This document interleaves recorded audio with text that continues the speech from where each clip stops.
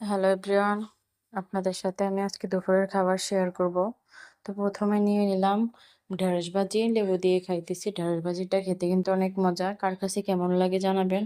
বরাবরের মতো আমার কাছে ঢেঁড়স ভাজিটা অনেক মজা লাগে। যদি সুন্দর মতো ভাজা হয় তাহলে আমার কাছে অনেক মজা লাগে।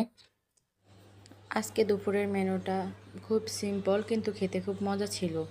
এরপর আমি ঢেঁড়স ভাজিটা খেতে খেতেই আমার কাছে কাঁচামরিচ দিয়ে ঢেঁড়স ভাজিটা সত্যি অসাধারণ লাগছে। কার কাছে কেমন লাগে সেটা জানাবেন।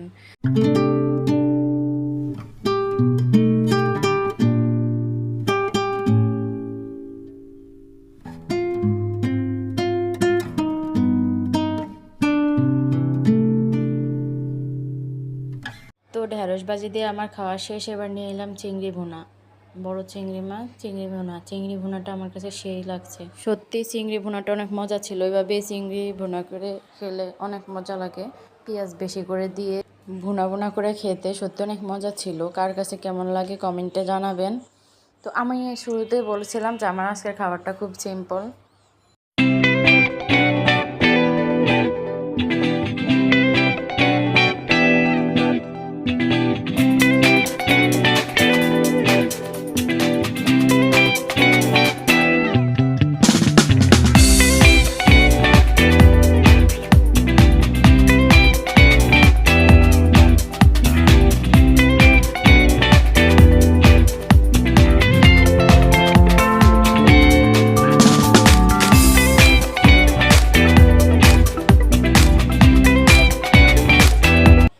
তো আমার চিংড়ি মাছ দিয়ে খাওয়া শেষ। এবার আমি আরেকটু ভাত নিয়ে নিলাম।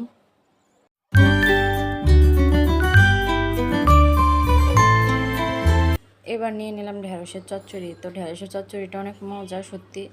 ঢেঁড়স রান্না করলে কিন্তু অনেক মজা। কে কে খেয়েছেন জানাবেন, আর কেউ না খেলে আরেকবার ট্রাই করবেন।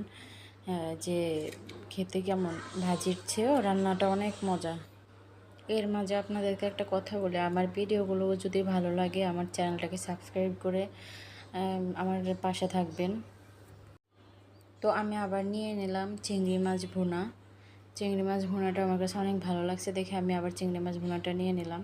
তো চিংড়ি মাছ ভুনা দিয়ে খেতে খেতে আমার খাওয়া একদম শেষ। এর মাঝে আমি ডাল নিয়েছি সেটা আপনাদেরকে দেখাতে পারিনি। তো আমার খাওয়া একদম শেষের দিকে। আমার খাবারের ভিডিওটা কেমন হয়েছে জানাবেন কমেন্টে। আল্লাহ হাফেজ।